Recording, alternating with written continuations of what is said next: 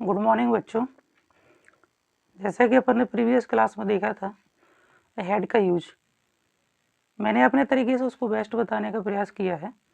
यदि फिर भी आपको कोई बात समझ में नहीं आई है तो मुझे बताइएगा कि क्या बात समझ में नहीं आई है। आज का अपना टॉपिक रहेगा use of bill have. Use of bill have, जैसे बिल और आप बिल से क्लियर हो जाएगा कि ये किस टेंस में यूज होगा। जैसे आप बिल जानते होंगे, बिल एंड सेल आप जानते होंगे कि ये जो होता है ये हेल्पिंग वर्ब है फ्यूचर टेंस की, तो क्लियर हो गया कि ये फ्यूचर टेंस में ही यूज होगा। सो आज आपको अपना टॉपिक यही रहेगा, इसी को देखते हैं।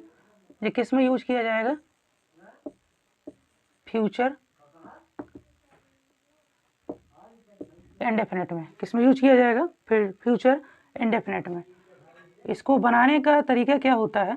जैसे मान लीजिए अफर्मेटिव है, अफर्मेटिव का स्ट्रक्चर देखें अपन।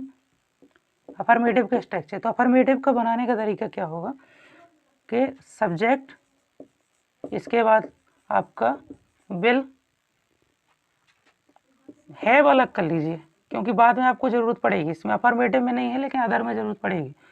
Subject will plus have plus object, इस टाइप से आप इसको ट्रांसलेट करेंगे। ओके, तो एग्जाम्पल में इसका ट्रांसलेशन क्या होगा आपका देखिएगा कि जैसे मान लीजिए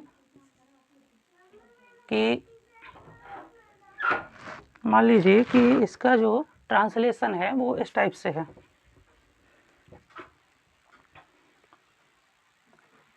उनके पास एक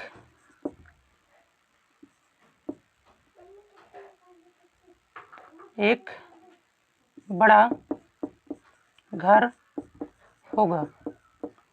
ओके, उनके पास एक बड़ा घर होगा। तो अब इसको आप बनाएंगे कैसे, ट्रांसलेट कैसे करेंगे? तो उनके सब्जेक्ट क्या है? उनके के लिए क्या आप यूज करेंगे? दे। क्या होगा? दे। इसके बाद आप क्या है? फ्यूचर है तो will, they will, they will have, they will have. Okay, they will have a big house, they will have a big house, इस टाइप से बनेगा।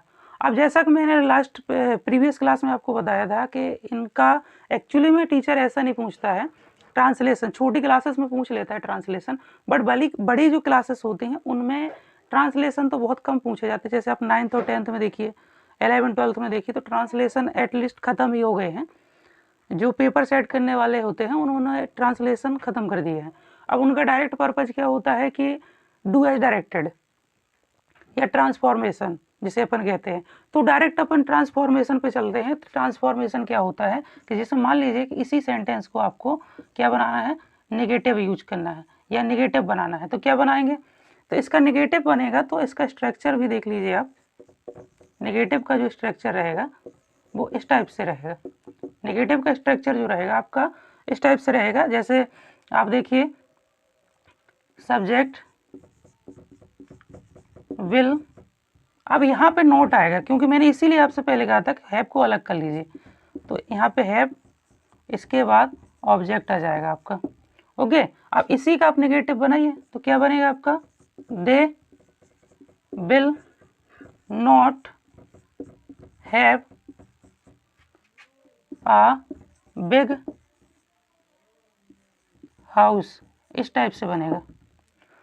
So they will not have a big house, इस type से बनेगा।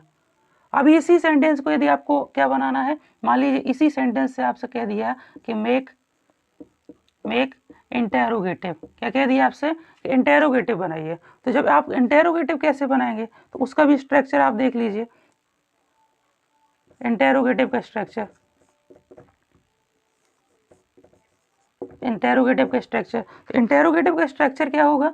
आप वही चीज़ आप देखिए। इंटेरोगेटिव को मैंने लास्ट क्लास में यही कहा था कि इंटेरोगेटिव जो होता है, देखो एक बात ध्यान रखना, इंटेरोगेटिव भी 2 टाइप के होते हैं। काइंड ऑफ इंटेरोगेटिव जो होते हैं वो 2 टाइप के होते हैं। एक इंटेरोगेटिव होता है जो आपके WH वर्ड से स्टार्ट होता है, यानी क्वेश्चन वर्ड से स्टार्ट होता है। एक जो होता है जो हेल्पिंग वर्ब से स्टार्ट होता है। तो ये किस पे इंटेरोगेटिव को बोलते हैं, जो मेरे हिसाब से इंटेरोगेटिव मैं उसको बोलता हूँ जो हेल्पिंग वर्ब से स्टार्ट होता है। और WH सेंटेंस जो है वो किससे होता है, वो WH से स्टार्ट होता है, वो वाला इंटेरोगेटिव। तो ध्यान रखिएगा, उसको मैं क्लियरली बता दूंगा कि यूज कैसे करना है, तो ध्यान रखिएगा इस बात को। ओके, तो इसका इंटेरोगेटिव आप का स्ट्रक्चर देख लीजिए आप पहले। क्या होगा, विल, इसके बाद आपका आएगा सब्जेक्ट, सब्जेक्ट के बाद रहेगा आपका विल सब्जेक्ट, इसके बाद रहेगा आपका have object plus question mark. Okay, अब इसको ट्रांसलेशन करिए, इसको ट्रांसफॉर्म कर लीजिए। कैसे होगा, दे, अब दे तो होगा नहीं क्योंकि हेल्पिंग वर्ब पहले है, तो बिल पहले आ जाएगा। Will they have, will they have a big house and question mark. इस टाइप से आप इस क्लास को या इस नोट्स को जो मैंने लिखा हुआ है आप इनको नोट कर लीजिए, पोज करके और नोट्स बना लीजिए। इसी टाइप के क्वेश्चन आपसे पूछे जाते हैं, कभी भी पूछेगा तो इसी टाइप से पूछेगा, इस बात को ध्यान रखिएगा। और तो ये था आपका हैज़, हैव एंड हैड। मैंने तीनों चीज़ें आपको बता दी, has, have, had and will have. यही होता है इनको बनाने का तरीका। और यदि आपको फिर भी कोई बात समझ में नहीं आई है, कोई भी टॉपिक समझ में नहीं आया है, तो मुझे एक बार क्लियरली एक बार कमेंट करके बताइएगा, मैं और बेटर तरीके से समझाने का प्रयास करूँगा। वैसे मैंने अपनी तरफ से बेस्ट ही दिया है।